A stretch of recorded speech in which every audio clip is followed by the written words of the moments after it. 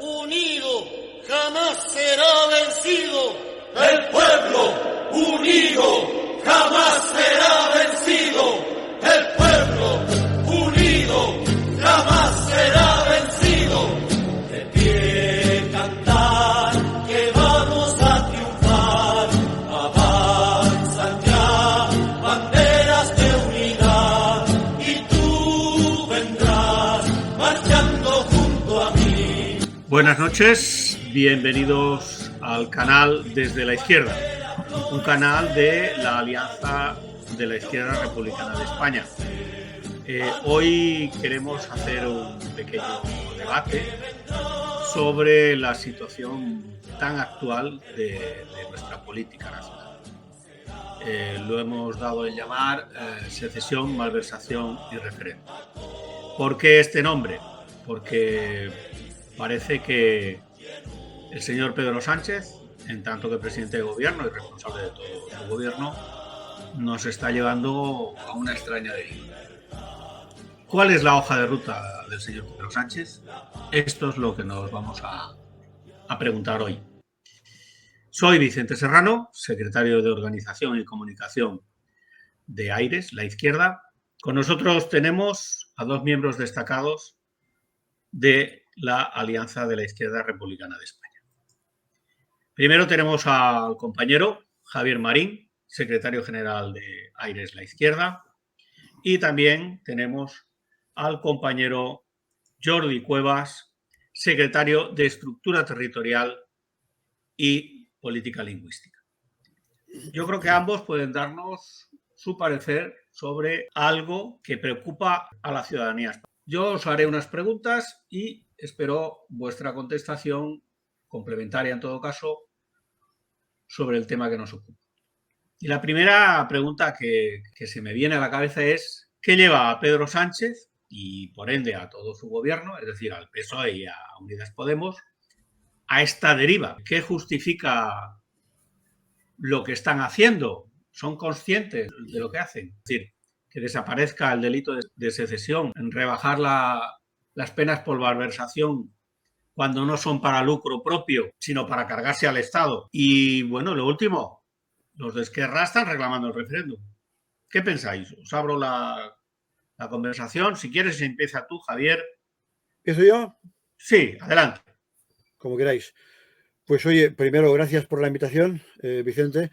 Y segundo, aunque somos de la misma organización, Jordi, yo creo que podemos hacer un buen debate, un debate complementario en la medida que somos de especialidades académicas diferentes, ¿no? A ver, a la primera pregunta, Vicente, ¿por qué Pedro Sánchez se ha metido en esta deriva, como tú planteas, tan de locura, tan infernal, ¿no? Que está envenenando el Congreso de los Diputados, como habéis visto, y la vida política en su conjunto, y sobre todo, lo más grave, desacreditando la práctica de la política de cara a los ciudadanos, es decir, generando para las próximas elecciones, ya lo veremos, más abstención. Bueno, pues hay aquella vieja frase que dice que está haciendo de la necesidad virtud. Él está haciendo justo lo contrario de lo que prometió en campaña electoral, y esto es la gente de la derecha hace exageraciones todo lo que puede y dice que es un fraude de ley. No, no es un fraude de ley, pero sí que es publicidad engañosa. Él está haciendo una estafa contractual. Cuando alguien se presenta a las elecciones, se presenta con un programa y le dice a los ciudadanos, si me votáis, yo haré tal y tal cosa en beneficio de la ciudadanía. Y en función de eso, los ciudadanos le prestamos el voto al partido, o le damos el voto a ese partido político. Si después resulta que lo que hace ese partido político no solamente no es no cumplir lo que ha dicho, sino hacer radicalmente lo contrario, es una estafa de todas. Es publicidad engañosa, por un lado, y es, por otro lado, no cumplir la parte contractual que le toca, en este caso, al gobernante, que es cumplir lo que ha prometido a cambio de los votos que se le han dado, ¿no?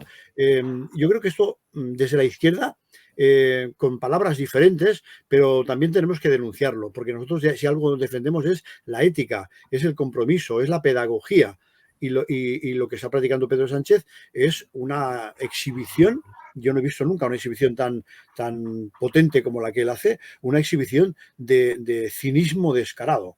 De decir una cosa y hacer justo toda la contraria sin haber esperado que pase ni una legislatura, justo al año siguiente.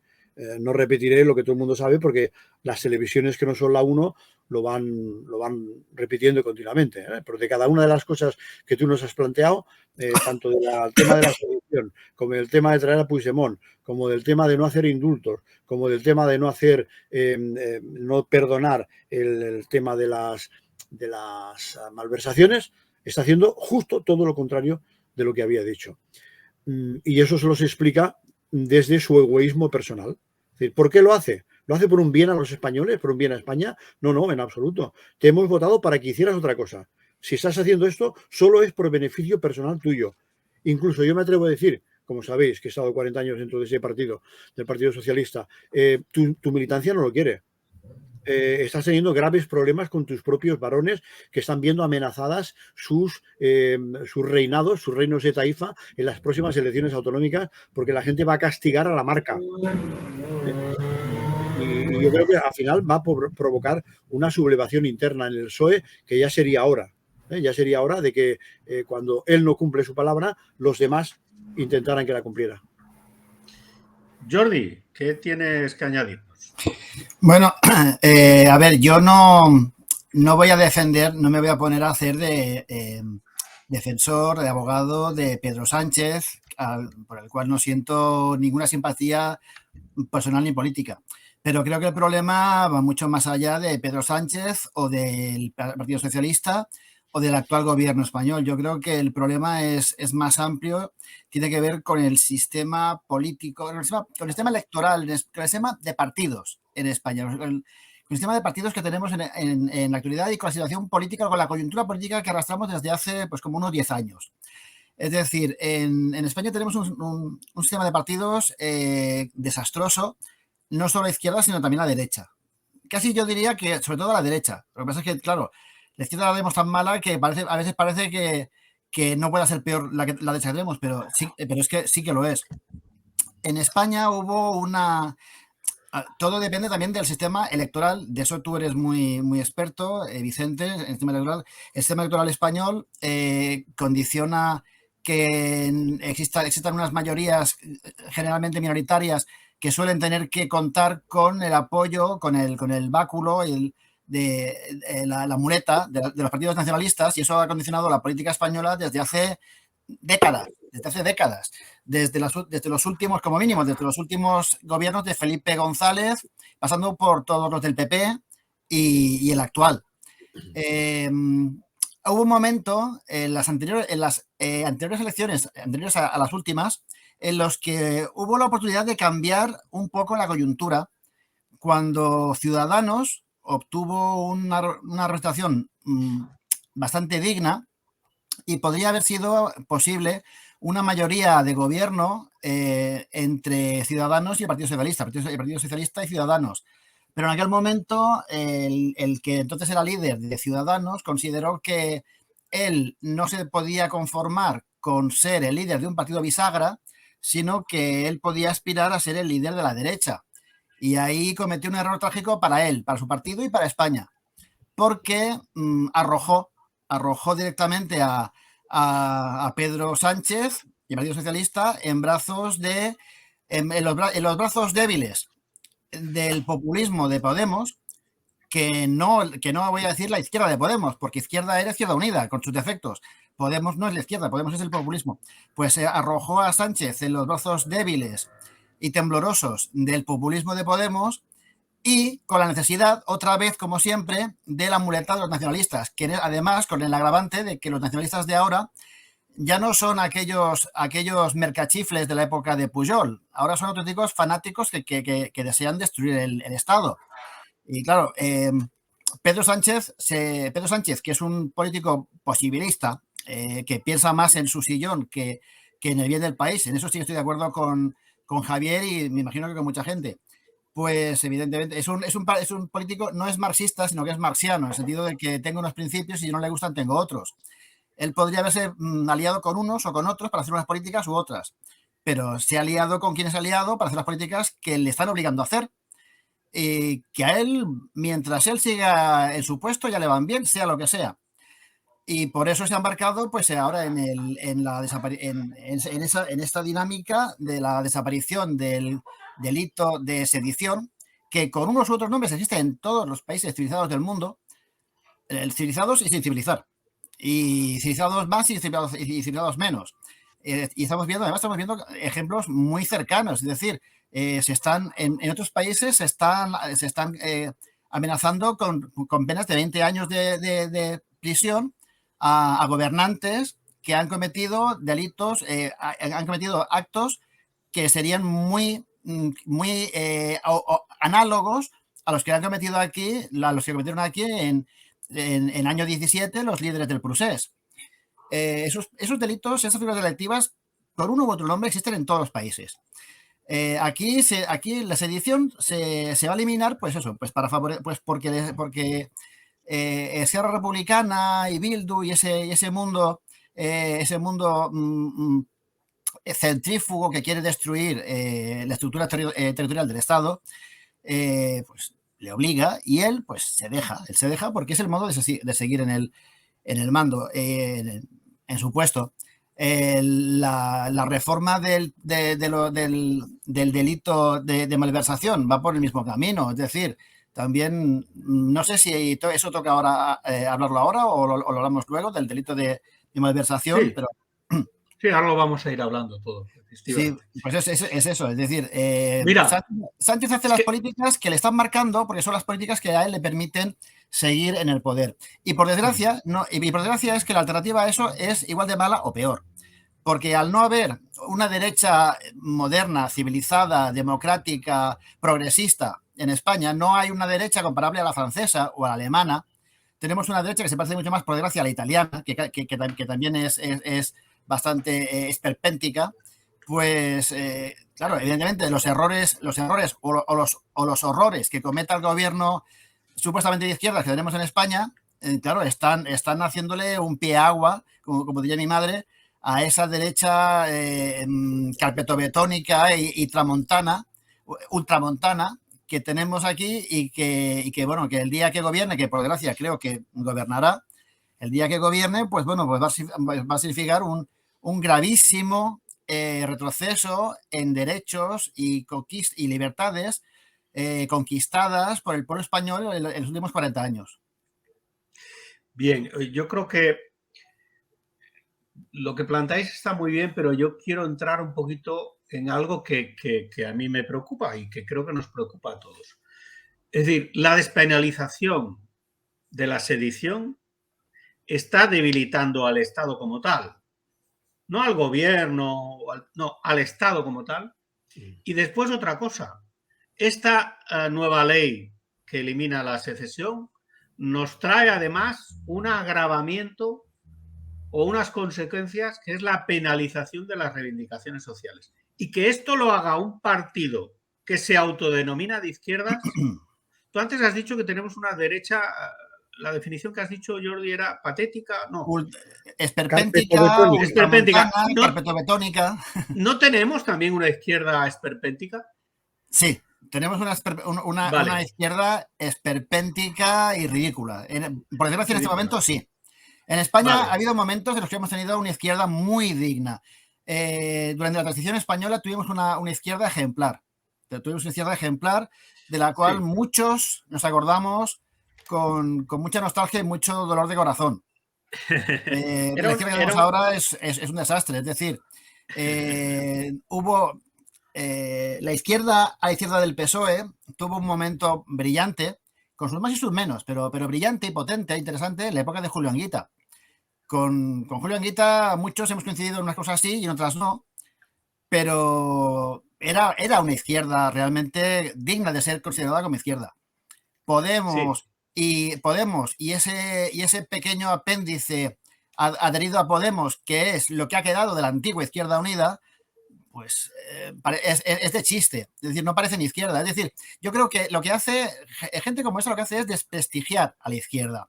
Es alimentar políticamente, ideológicamente, a la derecha y a la extrema derecha, porque hace ver los afanes de la izquierda como algo de chiste. Es decir, cuando en lugar de preocuparse por los derechos de los trabajadores o por el medio ambiente, que es una cosa muy importante, es decir, si nos cargamos la tierra, realmente no haremos la revolución ni cambiaremos el mundo si nos quedamos sin él. Es decir, cuando en lugar de preocuparse por los problemas realmente importantes, nos dedicamos a si tenemos que eliminar el masculino genérico, cuando hablamos y tenemos que decir niñes en vez de niños, lo que es, a ver, posiblemente en el fondo estás entrando en más temas de los que queríamos hablar. Posiblemente haya buenas intenciones, pero lo que se hace es desprestigiar a la izquierda. Tenemos izquierda realmente en este momento bastante patética, sí. Permíteme que retome el tema y le demos la palabra ahora a Javier. Porque el tema que tú estás planteando es súper interesante, evidentemente, pero se sale un poquito de los márgenes, que aunque es cierto, se sale un poquito de los márgenes que hoy pretendíamos hablar. Esa debilitación del Estado y esa nueva penalización de las reivindicaciones sociales. Sí. Javier, ¿cómo es posible que un gobierno de izquierdas haga esto? Cuéntanos si realmente es muy peligroso la debilitación del Estado, si eso es así, y además encima penalizar a los movimientos. ¿Cómo puede ser que un partido de izquierdas haga esto? Adelante, Javier. Yo creo que lo están haciendo, aparte de estar haciendo las barrabasadas jurídicas que hemos dicho y desde el punto de vista de derechos civiles y políticos, lo están combinando de una forma inteligente con algo que yo personalmente aplaudo, que es las mejoras o algunas mejoras respecto a la calidad de vida de los ciudadanos, que si estuviera un gobierno de derecha, seguramente no, seguro, porque ya lo hemos visto durante los años del gobierno de Rajoy, no se habrían hecho. Rajoy, después de la crisis económica, hizo recortes y, pues, por ejemplo, yo creo que ellos están confiando en que, fruto de la ingente cantidad de dinero que viene de la Unión Europea, pues se puede hacer aumentos de las pensiones, por ejemplo, en el 8,5% que está anunciado, y para los funcionarios de un 3,5%. Que en cualquiera de los casos eso no iguala el aumento de los precios que estaba esta mañana, lo veía en la tele, al 15,4%. Están subiendo ya los precios. Pero vaya, algo palia esa cuestión. ¿Y ellos qué confían, me imagino? Pues confían hacen números, y confían en que, como hay 9 millones de pensionistas y hay 2.700.000 funcionarios, pues que creen que esos 11,7 millones les va a votar. Y es un grandísimo error. Es decir, y te lo dice alguien que ha sido funcionario 40 años. Oye, una cosa es que te cuiden el bolsillo, y eso siempre es de agradecer y de establecer además justicia, diferencias con lo que hace la derecha cuando gobierna, pero otra cosa es que nos tomen, o sea, una cosa es que mucha gente vota con el bolsillo, pero la gente también vota con la inteligencia y también vota con la dignidad. Y la gente sabe que nos está engañando, que eso nos están engañando. Y sabe que lo que hemos dicho en la pregunta anterior, sabe que se está haciendo desde el punto de vista político, de perjuicio al Estado, todo lo contrario de lo que se había prometido. Y eso yo creo que no va a hacer que esos 11,7 millones de personas entre funcionarios y pensionistas le aseguren el voto al PSOE-PP. No obstante, yo creo que también juegan con otra cosa, juegan con el monopolio o el cuasimonopolio de los medios de comunicación. El Estado, como tiene muchísimo dinero, reparte mucho dinero. No tengo más que recordaros toda la experiencia nuestra previa desde el 2017, desde el 2012 hasta el 2017 en Cataluña. La ingente cantidad de dinero estaba cuantificado, me parece, en 3,4 millones de euros que dedicó el Govern de la Generalitat exclusivamente a comprar editoriales conjuntas en los periódicos. Es lo que se llama ECO, editorial conjunta de opinión. Resulta que el mismo día, a la misma hora, todos los periódicos publican la misma portada. ¿Sí? En ese caso, a favor del gobierno. ¿Por qué? Porque dependen de las subvenciones que les da el gobierno para seguir subsistiendo. Sobre todo hablo de los grandes medios de comunicación. Y afortunadamente, pues con Internet se ha socializado mucho el tema de la comunicación y ahora cualquiera, en este caso nosotros hoy aquí, pues tenemos un medio de comunicación chiquitito que llega a poquísima gente, pero que sumado a un montón de gotas de agua, al final hacen un mar, ¿no? Y esa es la única cuestión que tenemos para combatirles. Pero ellos cada día tienen portadas en los telediarios publicitando las cosas que creen que les pueden hacer ir mejor para las elecciones. Y contra eso es difícil luchar. Jordi, ¿quieres aportar alguna cosa sobre el tema este de la debilitación del Estado y esa despenalización? Y cosas que apuntaba ahora Javier, como el tema de la desinformación o del monopolio de la información. A ver, sobre si la desaparición del delito de secesión debilita al Estado, a ver, no lo sé si va a debilitar al Estado. Es evidente que beneficia a los delincuentes que han delinquido en ese, o sea, que han atentado contra ese bien jurídico. Tornarán a fe. Sí. Y, bueno, les podría incentivar a volver a hacerlo si hubiese condiciones. Yo no sé si hay condiciones o no. Es muy posible. Ahora mismo parece que el procés pasa por un momento débil. Las fuerzas independentistas, secesionistas, están muy divididas. Podría parecer, al gobierno le gusta mucho decir que ellos lo que están haciendo es desinflamar el problema catalán. Yo no sé si lo están desinflamando a base de pomaditas y sin curar la infección de fondo. Y en cualquier momento el enfermo va a poder sufrir una recaída. En cualquier caso, el tema de las secesiones básicamente es un tema represivo, es un tema de reacción del Estado contra los delincuentes.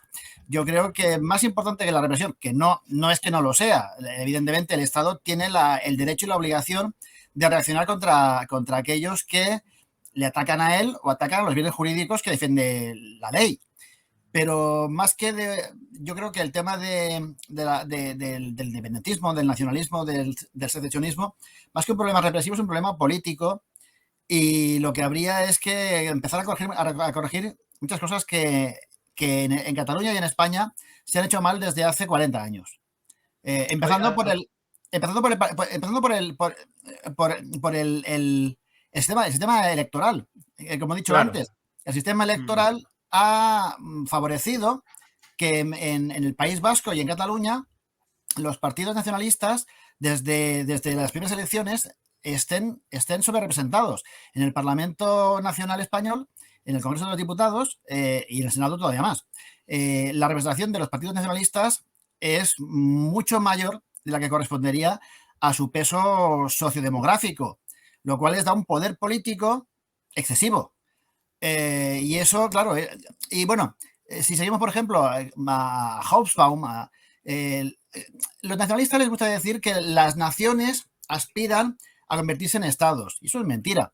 Es decir, son los grupos de poder los que crean la conciencia nacional para convertir un territorio en una nación, en un estado.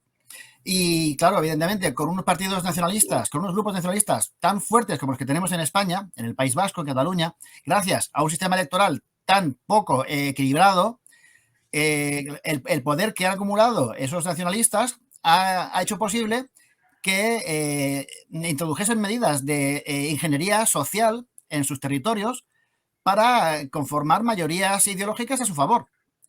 Y claro, ese problema, ese es uno de los problemas de fondo. Más que el tema de si hay que aumentar o hay que aumentar o rebajar el grado de reacción penal del Estado contra los independentistas. Yo creo que la cosa va más por ahí. Yo si me permites rematar eso. Adelante. Tú decías, ¿esto debilita al Estado? Yo diría, obviamente, debilita al Estado. No hay más que ver a los beneficiarios, en este caso a Dumbo haciendo palmas con las orejas y al monito subiéndose a la parra, dando gritos, es decir, lo estamos consiguiendo y estamos haciendo retroceder al Estado. No pasan 24 horas en cuanto el gobierno les concede un nuevo privilegio, que inmediatamente les dicen lo hemos conseguido gracias a nuestra presión y ahora vamos a pedir 2 huevos duros más, ¿no? Con lo cual, esto es un juego de suma cero. está claro que la soberanía reside en el conjunto del pueblo español y a cada paso que el gobierno del Estado les cede a los que quieren romper la soberanía y el conjunto de la unidad territorial de España, les beneficia cada paso de los que dan. Es decir, el Estado en cada cesión está no solamente cediendo en ese juego de suma cero, sino que está sentando un grave precedente para que, perdonándole, en nombre del presidente del gobierno o en nombre del gobierno, perdonándole las malifetas, perdonándole los perjuicios que han causado al conjunto del pueblo español, el sufrimiento que han causado al conjunto del pueblo español y en especial a los catalanes con toda esa barrabasada que montaron en 2017, pues él se beneficia personalmente, el presidente del gobierno se beneficia personalmente. Y eso hace que cuando tú les has perdonado, cuando ellos no han pedido perdón y han dicho, como habéis comentado ya vosotros, lo volveremos a hacer, pues le está dando armas para decirle, oye, la próxima vez además no tendréis problemas ni con el asunto de la malversación ni con el tema de la sedición, porque os he cambiado el tipo de delito y ahora pues os saldrá, pues mira, no saldrá más caro que a un obrero de los astilleros de Cádiz cuando quema neumáticos en la carretera para poder hacer la huelga o para que no pase la policía. Son de 3 meses a 3 años. Perdón, de 6 meses a 3 años. Bueno, pues esta es la misma pena máxima que le puede caer a los que vuelvan a plantear una DUI. ¿Sí? Estamos hablando de ese tipo de pena. Es decir, es un regalo. Y encima, aunque volváis a gastar otra vez todo el dinero del presupuesto de los catalanes en ese asunto, cuando volváis a hacer malversación, pues ya, oye, pues mira, si no habéis hecho, os aplicará, pues eso, delitos menores y desórdenes públicos. Y esos desórdenes públicos, si no son con violencia, recuerdo lo que dijo Alfonso Guerra el otro día, que estuvo brillante con ese ejemplo comparativo, con esa metáfora. Decía, hombre, si declaráis la DUI sin hacer violencia en la calle, sin quemar contenedores, pues no habrá nadie que os pare, porque no os podemos aplicar ningún delito de mayor que el de 3 meses a 3 años. ¿Sí? Es decir, el gobierno se está debilitando, obviamente, porque les está dando armas para facilitarles que lo vuelvan a hacer otra vez. Sí, yo si me permitís muy breve, creo que lo que ha hecho el gobierno al eliminar el delito de sedición y subsumirlo en el tipo de los desórdenes públicos agravados es la misma atrocidad desde un punto de vista jurídico-político que la que hizo con la ley del sí es sí al hacer desaparecer el delito de violación, subsumiéndolo en el delito de agresión sexual. Es exactamente lo mismo. Y desde un punto de vista jurídico-político es el mismo absurdo. Sí, sí. Es castigar más lo que es menos grave y castigar menos lo que es más grave. Además que se hace una reforma ad hoc, es decir, personalizada. Sí, ¿cuál es el objetivo? ¿Cuál es el compromiso? Oye, yo, Junqueras, quiero presentarme a las próximas elecciones. Y entonces tú me vas a facilitar eso sí o sí, porque a ti te es imprescindible para seguir gobernando. Ya está. Hay una mezcla. Claro, no llegará porque el cambio no le va a permitir, no llegará a las elecciones generales probablemente del 2023, ni tampoco creo yo que Junqueras quiera presentarse a las generales, pero sí que llega de sobra a las próximas autonómicas. ¿Sí? Y con los triunfos que le facilita el propio gobierno, pues tiene muchos puntos para poder ser el grupo mayoritario en la Cámara del Parlamento de Cataluña. Podríamos decir entonces, y permitirme que meta yo brega, que de alguna manera toda esta deriva que está haciendo, como yo decía al principio, el Partido Socialista y Unidas Podemos, nos lleva no solo a elementos de cómo configurar el Estado, debilitarlo o no, sino incluso a soluciones personales para los delincuentes. Claro. Es decir, eso es muy grave. Pero yo quisiera traer a colación, a partir de alguna de las consideraciones que ha hecho Jordi, que es el tema bueno, ¿está dividido el nacionalismo? Bueno, eso era lo mismo que quería hacer el señor Rajoy. Es lo que se llamó, o lo que yo llamé en su momento, la Operación Soraya. Es decir, establecer negociaciones con Esquerra Republicana, con el señor Junqueras, para, de alguna manera, marginar a los de Junts y que Esquerra Republicana fuera la solución para el catalanismo. Eso fue lo que pretendió el señor Rajoy a través de Soraya Sáenz de Santamaría y que luego ha seguido practicando el señor Pedro Sánchez. Es decir, que en esto yo entiendo que tanto la derecha como la izquierda se han equivocado. Se han equivocado porque están haciendo lo mismo. Es decir, ahora la derecha se lleva las manos a la cabeza, pero está haciendo la misma receta que diseñó el señor Rajoy. Es decir, Operación Soraya, hacer que el interlocutor nacionalista sea Esquerra Republicana de Cataluña. Y a Esquerra Republicana le da muy bien, porque ellos lo que están haciendo es pelear por quien tiene la hegemonía dentro del nacionalismo. Claro, y facilitarles la continuidad en el gobierno y que Junqueras vuelva como presidente de la Generalitat en las próximas elecciones del 2020. Ese es el proyecto. Sí, claro. Y luego siento decirlo, pero claro, es que lo ha vuelto a decir también el amigo Jordi. El sistema electoral español es un problema gordísimo. Crea unas mayorías insuficientes. Es decir, es un sistema bipartidista, pero además dependiente. Es decir, un sistema en el cual necesita siempre apoyos porque no llega a unas mayorías suficientes. Entonces, claro, si no afrontamos un cambio en el sistema electoral, nunca superaremos el problema del nacionalismo. Es decir, no solo es un problema de que la secesión se le castigue a la gente que hace golpes de Estado, sino evitar que la gestión del Estado, que el Ejecutivo sea siempre dependiente de unas minorías que no quieren al Estado. Y para eso hay que hacer un cambio en el sistema electoral. Y hay dos opciones, que es ir a un sistema mayoritario puro, en el cual el nacionalismo seguiría saliendo beneficiado, o ir a un sistema de circunscripción única con un sistema de elección mayoritaria del presidente de gobierno. Algo difícil de explicar en estos momentos, pero que creo que en Aires lo hemos debatido, yo lo he defendido mucho y creo que tenemos que seguir trabajándolo. No quisiera abundar más. Vicente, perdona, si antes decías que lo que está haciendo el gobierno es la reedición de la Operación Soraya, yo diría que ese nuevo sistema, ese hipotético sistema electoral que tú propones, habría que llamarle el sistema serrano, porque es el que tú propones en tu libro. Y bueno, con el cual yo estoy de acuerdo. Venga, perfecto. Vamos a cogerle la marca. Ya sé que no hemos venido aquí a hablar de tu libro, pero... No. Está bien. Otro día lo montamos. Yo quería ahora ya ir a ir cerrando, ¿vale? Porque creo que tenemos que cerrar, si no se hace muy largo, muy pesado para la gente. Creo que todos tenemos claros de que aquí hay una amnistía encubierta, pero ahora ya surge la duda. Esquerra Republicana, el señor Junqueras ha dicho: a ver, ya os habéis bajado los pantalones, ahora queremos que os los quitéis y os bajéis los calzoncillos, ¿vale? ¿Por qué? Porque queremos un referéndum en Cataluña. Y el señor Illa ha dicho: hombre, un referéndum no, pero una consulta sobre los pactos que hagamos los partidos políticos.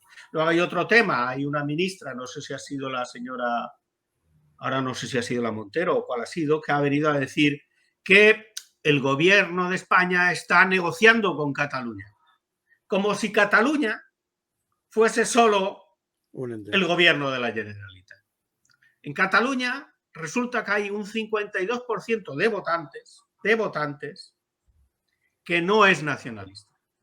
Pero es que si ahondamos más, censalmente, el nacionalismo no pasa del 37% en sus mejores tiempos sobre el censo. No en votantes, sobre el censo. Es cierto que en votantes en las últimas elecciones pasaron del 50% porque hubo una abstención altísima, pero tanto en el nacionalismo como en el no nacionalismo, y por tanto eso les ha permitido tener mayoría absoluta. Pero eso no quiere decir que la mayoría de Cataluña sea independentista. Entonces, Cataluña, la interlocución de Cataluña no la tiene Esquerra Republicana. No se puede negociar con Cataluña diciendo que negocias con el gobierno de la Generalitat. Estás negociando con un gobierno que encima no está a tu altura, porque no puede haber una negociación entre iguales. La Generalitat de Cataluña, que es parte del Estado, es jerárquicamente por debajo del gobierno de la nación. Y aquí hay un problema de fidelidad constitucional. Por tanto, habrá o no habrá referéndum en Cataluña. ¿Y qué consecuencias puede tener eso? ¿Y qué vamos a hacer desde Aires? Ya os pongo en un brete a los dos. Yo me lanzo, si me permite, Jordi, en plan rotundo. No va a haber referéndum por la independencia en absoluto.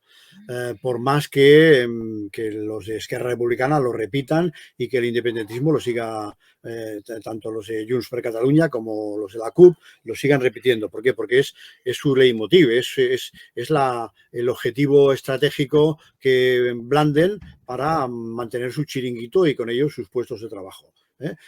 Y su existencia propia como partido. Pero no lo va a haber nunca. ¿Por qué no lo va a haber nunca? Porque hay 2 artículos en la Constitución española que lo impiden expresamente. El artículo 1 de la Constitución española dice que la soberanía reside en el conjunto del pueblo español, no en un trozo. Con lo cual, separar a una parte, es decir, separar una parte de España del conjunto de España, solo se puede aprobar en un referéndum estatal. Y el artículo 2 dice que la unidad del conjunto del territorio español es indivisible. 2 artículos. ¿Se podría llegar a la independencia? Sí.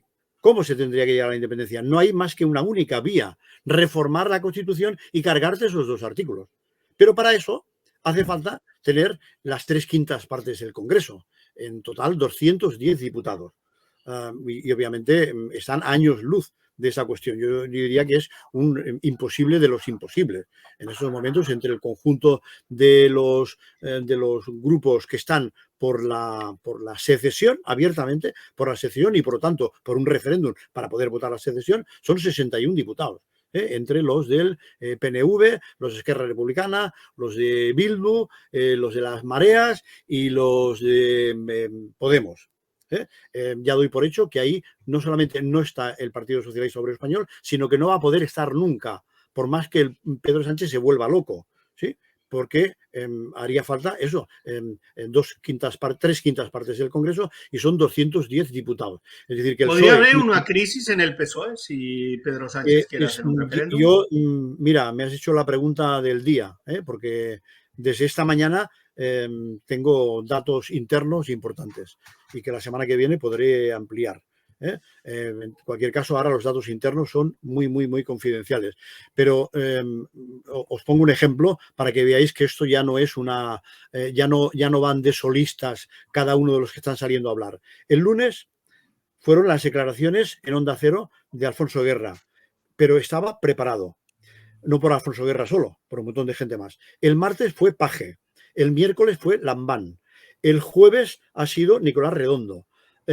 Felipe González y todos sus exministros, en total 40 personas, se han reunido y han hecho toda una planificación de cómo dinamitar ya, de cómo pararle los pies a Pedro Sánchez desde dentro. ¿Sí? Y ese desde dentro significa una rebelión interna. Y esa rebelión interna tiene plazos increscendo. Es decir, que esto no se acaba ni hoy ni mañana, sino que yo diría que por lo menos no se van a tomar, lo que sí que sé es que no se van a tomar vacaciones. Es decir, que todos los que están conspirando desde dentro para pararle los pies a Pedro Sánchez han acordado no hacer vacaciones y que antes del 10 de enero quieren provocar pues, un Congreso Federal extraordinario o quieren provocar una movida interna. En esos momentos, como el Congreso se hizo hace bien poco y fue un paseo militar el de Valencia, como sabéis, ahora no hay posibilidad de más congresos. Y la única posibilidad orgánica interna, que yo me la conozco bien, del PSOE es provocar un Congreso extraordinario. Y a eso es a lo que van, a provocar un Congreso extraordinario para quitarlo. ¿Sí? Es un poco difícil hoy por hoy, pero no es imposible. ¿Por qué es difícil?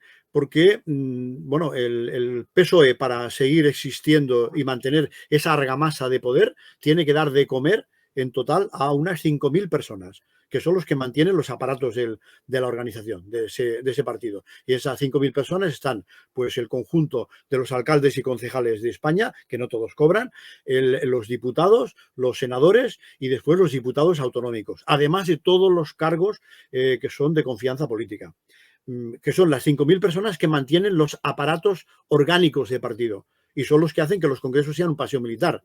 Y son los que hacen pues, que en estos momentos, aunque Lambán tenga, me parece que son 11 diputados en el Congreso por Aragón y Paje tenga 17, pues si les ponen en el tris de votar, van a votar lo que les diga Pedro Sánchez. ¿Por qué? Porque las listas las acaba haciendo al final Pedro Sánchez, ¿sí? Entonces, ya han llegado a la conclusión. La única forma es, como no pintan nada, los presidentes autonómicos, que además son secretarios generales del partido en sus comunidades, no pintan absolutamente nada. Yo he hablado con alguno de ellos y me ha dicho, Javier, es que yo llevo 3 años sin hablar con Pedro Sánchez, es que ni nos coge el teléfono y soy un secretario general, ¿vale? Están hasta las narices. Y como saben que se la juegan a cara o cruz en estas próximas elecciones autonómicas del mes de mayo, junto con las municipales, pues han decidido, como saben que ya están condenados a muerte por haberse levantado en armas contra Pedro Sánchez en esa semana, saben que en mayo Pedro Sánchez no va a querer ponerlos para repetir en las listas, por eso ha puesto en la renovación que hizo de ministros últimos, puso un montón de ministras que nadie las conocía, pero que ahora ya tienen nombre y apellidos para poder suplir a Paje en Castilla-La Mancha, para poder suplir a Lambán, para poder suplir a Vara, es decir, a todos los que no están de acuerdo con Pedro Sánchez o no apoyan a Pedro Sánchez. Como ellos saben ya que para lo que le queda en el convento, hablo de los próceres locales, pues ahora van a por todas, porque saben que es su última oportunidad, ¿sí? Y ahí ¿Tú crees que va a haber ¿Tú crees que va a haber una crisis interna? Lo creo profundamente, porque ya no solamente lo creo por olfato político, que sabéis que os lo vengo diciendo hace tiempo y que este año 2023 era el último, sino porque si no lo hacen ahora, estos que son los responsables territoriales de las 17 comunidades autonómicas, ya no lo podrán hacer a la siguiente vuelta, porque se los cargará Pedro Sánchez en la elaboración de listas antes del mes de mayo. Y ellos ahora van a ir a por todas. Jordi, ¿qué opinas? Yo la información que tiene Javier sobre los movimientos telúricos internos en el Partido Socialista, pues no tengo esa información, no tengo ese cauce de información privilegiada que tiene él por haber sido, como ha sido, ex militante y además con Carlos y con una militancia activa e importante en el Partido Socialista durante muchos años. Yo vengo de otra cultura política y de otro universo asociativo, pero yo contestando a lo que tú preguntabas, Vicente, tú no preguntabas por si iba a haber o no una revolución en el PSOE, tú preguntabas si podía haber o no un referéndum de secesión en Cataluña. Sí, las dos cosas. Vamos a ver. Javier, luego me he calentado. Javier empezó diciéndolo muy bien, que un referéndum vinculante de secesión de cualquier territorio de España no es posible legal y constitucionalmente con la Constitución vigente. Lo que pasa es que sí caben otras posibilidades que podrían ser preocupantes. Es decir, desde luego, ni a corto ni a medio plazo es previsible que pueda haber un cambio constitucional, un cambio de mayorías políticas tales en España que permitiese una reforma de la Constitución, de la Constitución en el sentido de permitir el derecho de secesión, etcétera, pero sí que podría pasar, y yo creo que es por donde están moviendo ahora mismo la gente de Esquerra Republicana y tal. Podría llegar a pactarse algún tipo de consulta no vinculante, un referéndum consultivo que de algún modo pudiese, con preguntas más directas o más indirectas, dar a entender que existe realmente una voluntad muy mayoritaria de independencia en Cataluña. Eso podría pasar porque, Vicente, tú has dicho muy bien que el nacionalismo, el independentismo, nunca ha tenido, no tiene ni nunca ha tenido una mayoría social en Cataluña real, aunque lo parezca, porque ellos tienen los medios de comunicación y tienen un activismo muy, muy potente y tienen han llegado a tener un grado de movilización social muy importante que hace que, sin ser mayoría, lo parezca por el ruido que hacen.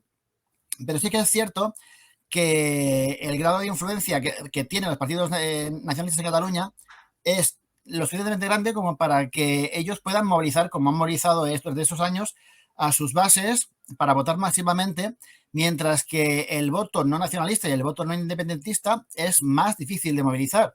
Se ha movilizado mucho en momentos muy concretos, como en el 2017, cuando la señora Arrimadas llegó a convertir a Ciudadanos en la primera fuerza electoral, la primera fuerza en votos en Cataluña. En algún momento concreto, como se suele decir a veces, eso lo dice mucho el PP sobre todo, la mayoría silenciosa de los catalanes a veces se moviliza, pero normalmente esa mayoría silenciosa le cuesta mucho más movilizarse, y cuando se moviliza lo hace de un modo menos llamativo y menos estridente.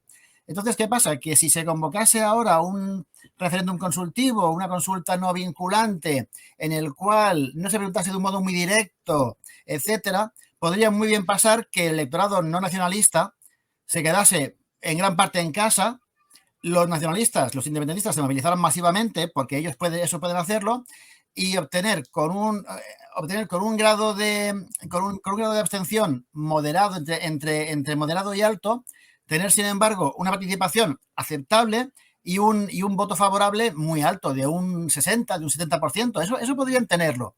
Y si pasase eso, claro, eso no sería un referéndum vinculante de autodeterminación, no lo sería.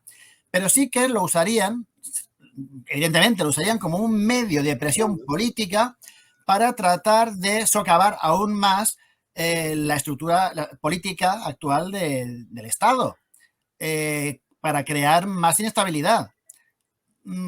Y sería una fuente de problemas. Es decir, yo no quiero ser catastrofista, pero yo creo que las cosas que se están moviendo en cierto sector del independentismo van por ahí. Y por desgracia, tenemos unas izquierdas, como ya he dicho antes, muy penosas en España, que les pueden facilitar esa labor. Sobre todo el mundo de Podemos. El mundo de Podemos y de Unidas Podemos es muy propicio a eso. ¿Por qué? Por dos razones. Primero, porque por una parte la izquierda del PSOE clásica ya venía con aquel dogma que ya conocéis, aquel dogma del derecho de autodeterminación, que de por sí es malo, pero si encima lo mezclas con un concepto herderiano de nación, como el que por desgracia acepta una parte importante de la izquierda española, lleva al absurdo de conceder a las burguesías catalana o vasca el derecho de elegirse representantes de hipotéticas naciones vasca o catalana. Eso por una parte. Y por otra parte sabemos que, sobre todo, Podemos fue un invento mediático promovido, impulsado y catapultado desde ciertas plataformas mediáticas, sobre todo las que dirige Jaume Roures, que Jaume Roures no solo impulsó a Podemos, sino que también ha sido uno de los grandes mecenas y padrinos del procés en Cataluña. Claro, con una izquierda, una pseudoizquierda como esa, y con un posibilismo como el de Sánchez, todo es posible, por desgracia. Ahora que insisto, vuelvo a lo que decía al principio, la alternativa a eso ahora mismo es casi peor. Claro, en España lo que hace falta es o cambiar la cultura política, que eso es casi una intención imposible, o tratar de cambiar el sistema electoral. Realmente lo tenemos muy mal. Yo sospecho. Haría falta eso, o cambiar la cultura política o cambiar el sistema de partidos. Y cambiar el sistema de partidos tendría que ser sustituir a la izquierda actual por una izquierda real como la nuestra. Lo que pasa es que nosotros aún somos pequeños y aún nos pueden. Algún día esperamos que les podamos nosotros a ellos, pero en este momento la situación está difícil. Mira, yo sospecho que Iceta, que es el hombre más inteligente que tiene el PSC y en este caso el PSOE, porque es el que le hace los deberes a Pedro Sánchez, recordar que Iceta fue el primero que habló de los indultos, el primero que habló de perdonar todo, el primero que habló de referéndums, el primero que habló de que en España había 8 naciones, y al final se va saliendo con la suya, que es lo que ha dicho Iceta esta semana. Y después de Iceta ya lo han dicho todos los ministros y ministras. Os ofrecemos volver a hablar del estatuto. ¿Sí? Entonces, los van a enfocar por ahí, porque es con lo único que es legal hacer. Los van a intentar llevar al redil otra vez, de abrir otra vez el nuevo estatuto, que en el estatuto pidan lo que les dé la gana, porque Pedro Sánchez no se encomienda más allá del 2023, que pidan lo que les dé la gana. El estatuto los tendrán mareándolos a los nacionalistas con el apoyo del PSC durante todo el 2023, ¿sí? Y en el supuesto de que se aprobara el estatuto a uña de caballo, después ya saben que cuando llegue al Constitucional se lo volverán a cargar. Pero a ellos ya les va bien, porque si pasara eso, con esa estrategia, podrían volver a llamar a la calle, a todos los ciudadanos, diciendo, veis, la vía legal no vale para nada, nos han vuelto a tirar para atrás el estatuto y ahora hay que volver a hacer la DUI. Yo creo que ese puede ser la jugada. Y como en los que yo os estaba diciendo antes, que se están organizando dentro del PSOE, también han visto esa jugada, y como lo que quieren es vincular el futuro de Pedro Sánchez al futuro de los lambanes, pajes y todos los presidentes autonómicos. ¿Qué es lo que quieren? Adelantar las elecciones a mayo. Que las elecciones generales sean en el mes de mayo. Con lo cual, tu futuro, Pedro Sánchez, depende también de nuestro futuro. Si tú quieres que peleemos por ti para que tú sigas siendo presidente de gobierno, no me puedes cargar a mí en las elecciones autonómicas. ¿Sí? Es decir, aquello de los bomberos, entre bomberos no nos vamos a pisar la manguera, ¿no? Pues esa es la jugada a la que van a ir a cara de perro los presidentes autonómicos ahora. Van a ir a forzar a este hombre a decirle, tienes que romper ya con los independentistas, adelanta elecciones y haz que las elecciones sean en el mes de mayo. Y con eso ellos vinculan el futuro personal de los presidentes autonómicos al futuro personal del Pedro Sánchez e impiden que se pueda prolongar todo el tema del estatut en todo el 2023, aunque bueno, sabiendo cómo se las gasta el PSC, como aquí no van a haber elecciones autonómicas y van a aguantar y le van a dar todo el apoyo que les haga falta a Esquerra Republicana, el PSC sí que puede quedarse aquí ayudando a marear la perdiz durante todo el año 2023 con un nuevo estatuto. Chicos, sois insaciables. Yo, para ir cerrando, quisiera recordaros unas palabras de la que ya casi olvidada Ana Gabriel, que vino a decir que bueno, que da igual, que lo importante es hacer un referéndum aunque lo perdamos. Es decir, claro, esa consulta de víctimas, así podemos no solo por ir de víctimas. Si tú permites hacer un referéndum, una consulta no vinculante, ya estás diciendo que Cataluña tiene derecho a la secesión. Claro. Ya has puesto una pica en Flandes. Y eso es lo que ellos han pretendido siempre. Pero y el señor Pedro Sánchez está dispuesto a hacerles un referéndum disfrazado de consulta, de pacto, de modificación del estatuto, de pacto, de no sé qué. Pero está dispuesto a darles ese caramelo. Entonces, yo me gustaría creer lo que tú dices sobre el tema de los varones territoriales y Pedro Sánchez. Si se confirma eso de que las elecciones son en mayo, pues puede que no vayas desencaminado, no lo sé, pero más importante sería una buena crisis en el PSOE, más importante. Primero, porque podría permitir en esa crisis un crecimiento de una izquierda alternativa como la nuestra. Y ahí es donde tenemos nosotros que trabajar e ir creando base para el futuro. Claro. Os doy un minuto a cada uno, porque si no, ya llevamos una hora, chavales. Yo aprovecho tu última intervención para ratificarme en eso y daros cifras. En el año 2011, cuando el PSOE perdió las elecciones, que mantenían unido a la organización, tenía 350.000 militantes. Justo un año después de perder las elecciones se quedaron en 180.000. Y el PSC en ese momento tenía 25.000 y quedó en 12.000. Es decir, que eso que ya pasó con Zapatero, que tampoco hizo una gran disbaucha comparada con lo que está haciendo eso le va a volver a pasar al PSOE. El día que el PSOE pierda las elecciones, el PSOE se atomiza. Y se atomiza quiere decir que un montón de gente que ahora están ahí contenidos porque no tienen democracia interna para poder opinar, pues acabará pasando lo que pasó con Podemos. Podemos, la explosión de crecimiento, nacimiento de Podemos que fue después de la explosión del PSOE. Jordi, un minutito para cerrar. No, a ver, pues lo que hemos dicho, que en España no existe el derecho de autodeterminación. Cataluña ni Cataluña, ni el País Vasco, ni ningún territorio español tiene el derecho de autodeterminación, porque el derecho de autodeterminación lo tienen, según la ONU, los territorios ocupados militarmente, los países colonizados o los territorios sometidos a regímenes dictatoriales que reprimen su cultura, su lengua y su etnia.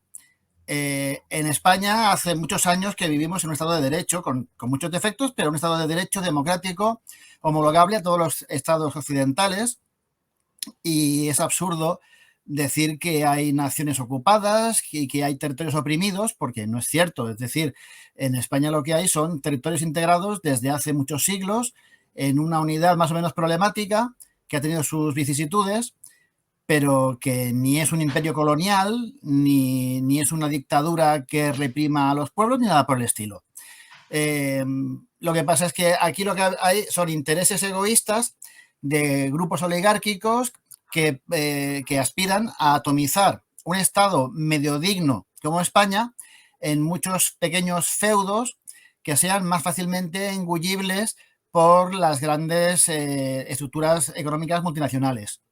Y lo que hay es eso.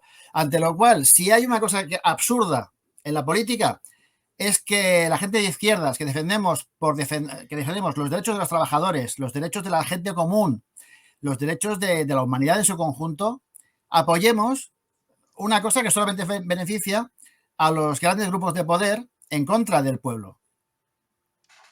Perfecto. Pues, oye, con estas palabras lo vamos a dejar aquí.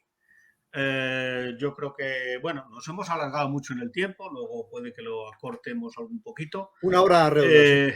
Sí, bueno, gracias a los dos, a los que nos están escuchando. Bueno, pues esto es el canal Desde la Izquierda.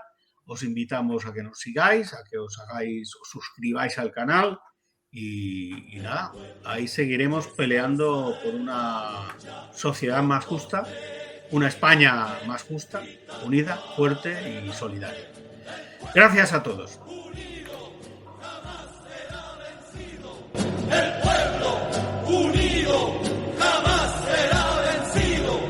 La patria está forjando la unidad. De norte a sur se movilizará desde el salar ardiente y mineral al bosque austral. Unidos en la lucha y el trabajo irán. La patria cubrirán su paso ya, anuncia el porvenir, de pie cantar, el pueblo va a triunfar, millones ya imponen la verdad, y aceros son, ardiente batallón, sus manos van, llevando la justicia y la